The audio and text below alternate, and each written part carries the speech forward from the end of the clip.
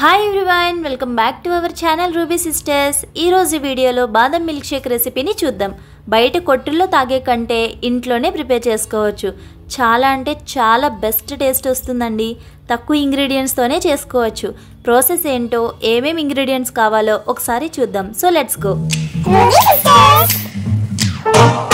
ముందుగా ఒక కప్పులోకి ఒక 50 వరకు కూడా బాదం పప్పులను వేసుకుని హాట్ వాటర్ వేసుకుని ఒక గంట పాటు కూడా నానబెట్టుకోండి. తొందరగా నానిపోతుంది హాట్ వాటర్ వేయడం వల్ల.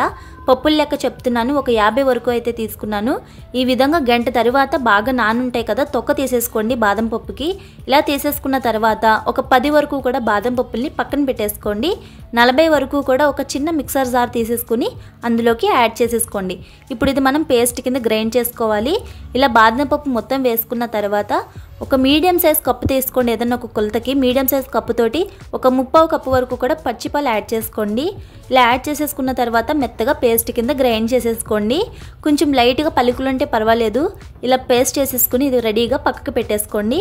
ఇప్పుడు ఇంకొక కప్పు తీసుకుని 2 టేబుల్ స్పూన్స్ వరకు కూడా కస్టర్డ్ పౌడర్ యాడ్ చేసుకోండి. కస్టర్డ్ పౌడర్ ఇప్పుడు యాడ్ చేసుకున్న తర్వాత మీరు ఇందాక ఏ కప్పుతో అయితే పాలని కొలతగా తీసుకున్నారో అదే కప్పుతో ఒక 1/2 కప్పు వరకు కూడా మళ్ళీ మిల్క్ని తీసుకుని ఈ కస్టర్డ్ పౌడర్లోకి యాడ్ చేసుకోండి.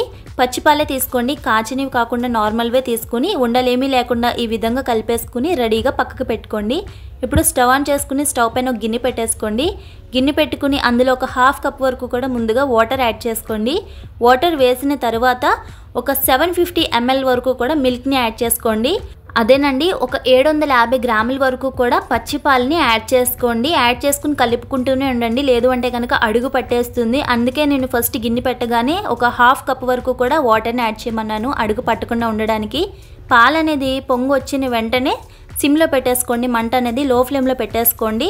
ఇప్పుడు చూడండి, నాకు పొంగు అనేది వచ్చింది కదా, వెంటనే చిన్న మంట పెట్టేసుకుని మనం గ్రైండ్ చేసి రెడీగా పక్కన పెట్టుకున్నాం కదా బాదం పేస్ట్ని, అది మొత్తం కూడా ఇందులోకి యాడ్ చేసేసుకోండి.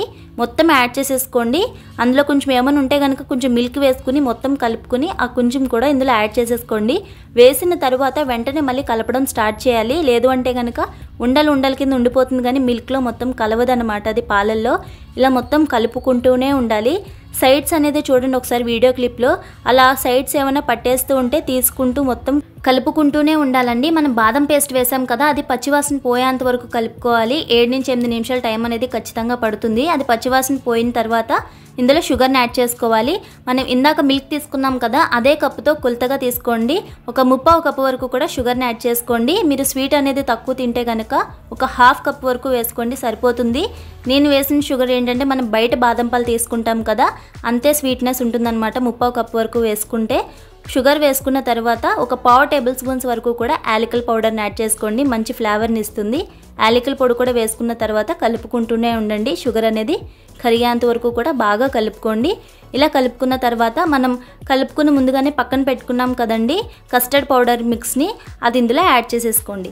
కస్టర్డ్ పౌడర్ వేసుకున్న తర్వాత కూడా వెంటనే కలుపుకుంటూనే ఉండాలండి, లేదు అంటే కనుక ఉండ కట్టేస్తూ ఉంటుంది. ఒక 5 నిమిషాల టైం అనేది పడుతుంది. ఇదంతా కూడా కొంచెం లైట్గా థిక్ కన్సిస్టెన్సీ అనేది రావాలి. చాలామందికి బాదం షేక్ అంటే బాదం పాలంటే తెలుస్తుంది. ఈ బాదం పాల్లో చాలా హెల్త్ బెనిఫిట్స్ అయితే ఉన్నాయండి. నీరసాన్ని తగ్గిస్తుంది, బలాన్ని పెంచుతుంది, వెయిట్ గెయిన్ అవ్వడానికి కూడా బాగా యూజ్ అవుతుంది ఈ బాదం పాలు అనేది.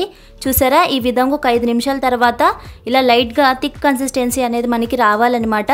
ఇలా వచ్చిన తర్వాత మీకు నచ్చిన డ్రై ఫ్రూట్స్ కట్ చేసేసుకుని చిన్న చిన్నగా ఇందులో యాడ్ చేసుకోండి. బాదం పాలు అంటేనే దండిగా వేసుకోవాలి, డ్రై ఫ్రూట్స్ అయినా సరే. డ్రై ఫ్రూట్స్ ఏవైనా వేసుకోవచ్చు, అది మన ఇష్టం అనమాట. ఇవే వేయాలి అని ఏమీ లేదు.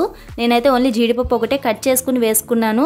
ఇలా వేసుకున్న తర్వాత కూడా మళ్ళీ కలుపుకుంటూనే ఉండాలి. కలపడం మట్టికి అసలు ఆపకూడదండి. సైడ్స్ అనేది ఇలా పడుతుంది కదా, ఇదంతా తీసుకుంటూ కలుపుకుంటూనే ఉండాలి. మనకి మీగడ అనేది పట్టకూడదండి, మీగడ పట్టకుండా కలుపుకుంటూ ఉండాలి. పైన కొంచెం సాఫ్రాన్ అనేది యాడ్ చేస్తున్నాను, మంచిగా అరోమా ఫ్లేవర్ రావడానికి సాఫ్రాన్ యాడ్ చేశాను. ఫుల్లీ ఆప్షనల్ అండి, లేకపోతే స్కిప్ చేసేయండి. ఇలా సాఫ్రాన్ వేసుకున్న తర్వాత కూడా 2 నిమిషాల పాటు కూడా కలుపుకుంటూ ఉండండి. 2 నిమిషాలకి స్టవ్ ఆఫ్ చేసేసుకుంటే మన బాదం మిల్క్ షేక్ అనేది రెడీ అయిపోతుంది. ఇప్పుడు ఇది మనం అలా వదిలేయకూడదు, కలుపుకుంటూ చల్లారి పెట్టుకోవాలి మీగడ అనేది కట్టకుండా ఉండడానికి. ఇలా కలుపుకుంటూ చల్లారిన తర్వాత 2 గంటల పాటు అయినా సరే ఫ్రిడ్జ్లో పెట్టేసుకుంటే సర్వ్ చేసేసుకుంటే ఆ తర్వాత బాదం మిల్క్ షేక్ రెడీ అయిపోతుంది. బయట కొనే వాటిల్లో ఏం ప్రిజర్వేటివ్స్ కలుపుతారో తెలియదు కాబట్టి ఇంట్లోనే హైజెనిక్గా ప్రిజర్వేటివ్స్ ఏమీ లేకుండా చేసుకోవచ్చు. ఈ టేస్ట్ మీకు నచ్చి బయట బాదం పాలు కొనడమే మానేస్తారు. వచ్చేది సమ్మర్ కాబట్టి ఈ వీడియో బాగా యూజ్ అవుతుందని అనుకుంటున్నాము. Thanks for watching.